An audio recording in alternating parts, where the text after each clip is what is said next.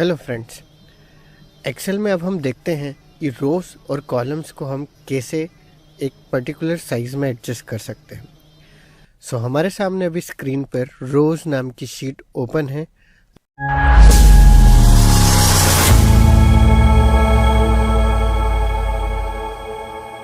Book में यहाँ पर हमारे पास जनवरी से लेकर जून तक के कॉलम्स अवेलेबल है। मैं चाहता हूँ कि मेरा फरवरी, मार्च, अप्रैल और मई का कॉलम सेम और इक्वल साइज़ का हो जाए। उसके लिए मैं उसको सेलेक्ट करता हूँ और किसी भी कॉलम के सेंटर में जाके जैसे ही क्लिक करता हूँ तो हमें ऊपर पॉपअप में उसकी विड्थ दिखती है। अब मैं इसको एक पर्टिकुलर विड्थ तक ले जाके एडजस्ट करता हूँ। Suppose I want it for 105 pixel, तो मैं 105 पे इसको एडजस्ट करूँगा और छोड़ दूँगा। तो आप देख सकते हैं फरवरी, मार्च, अप्रैल और मई के कॉलम्स जनवरी और जून के कॉलम से ज़्यादा ब्रॉड हो गया। इस तरीके से हम किसी भी कॉलम को एडजस्ट कर सकते हैं। अब सपोज ये बहुत ज़्यादा वाइड है तो मैं चाहता हूँ कि ये इसके बेस्ट फिट साइज़ में आ जाए। बेस्ट फिट साइज़ में लाने के लिए आप कॉलम्स को सेलेक्ट कीजिए और किसी भी कॉलम के सेंटर में जाकर बॉर्डर पर डबल क्लिक करेंगे तो वो उसके बेस्ट फिट साइज़ में आ जाता है।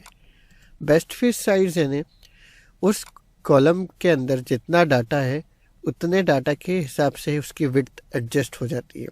अगर सपोज़ मैं यहाँ पर फरवरी की स्पेलिंग पूरी कर देता हूँ और जैसे ही मैं इसे क्लिक करूँगा और फिर मैं इसे बेस्ट फिट देता हूँ तो आप देख सकते हैं वो कॉलम बड़ा हो गया क्योंकि इसके अंदर डाटा बढ़ गया है। अभी इसको हटा देते हैं और वापस कंट्रोल सेट करके हमारी ओरिजिनल साइज़ पे आ जाते हैं। अब सपोज़ आपको सारे कॉलम्स की विड्थ अलग अलग हिसाब से एडजस्ट करना है तो आप डायरेक्टली उस कॉलम की बॉर्डर पर जाकर क्लिक करके ड्रैग करेंगे तो सारे कॉलम्स अपने अपने हिसाब से विड्थ एडजस्ट कर लेते हैं। सपोज़ आपको चाहिए कि मेरा फरवरी सबसे ज़्यादा ब्रॉड रहे तो आप उसकी बॉर्डर पर जाकर उसके ड्रैग करेंगे तो वो कॉलम उतना वाइड हो जाएगा।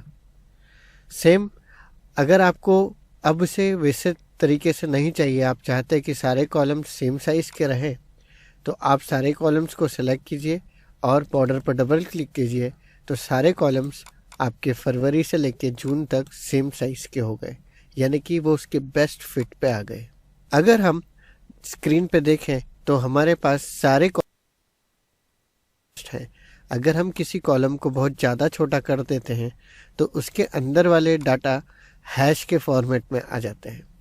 अगर अब मैं चाहता हूँ कि सारे मेरे कॉलम्स इक्वल विड्थ में आ जाए तो ऐसा करने के लिए मुझे पूरी शीट को सेलेक्ट करना होगा और फिर वही जो अभी तक हम कर रहे थे उस पर जाकर जैसे ही हम डबल क्लिक करेंगे तो मेरे सारे कॉलम्स एक इक्वल डिस्टेंस के बन जाएंगे।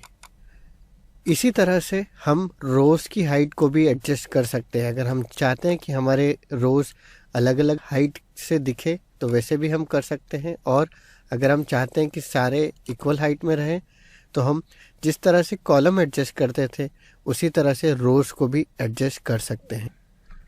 जब कभी भी आपको पूरी शीट को एडजस्ट करना है तो आप पूरी शीट को सेलेक्ट कीजिए और फिर उसके रोज़ को या फिर हम उसके कॉलम्स को एडजस्ट करके उसको पूरी शीट के लिए अप्लाई कर सकते हैं। अब आप देख सकते हैं आपके सारे सेल्स उसी तरह से बन गए हैं।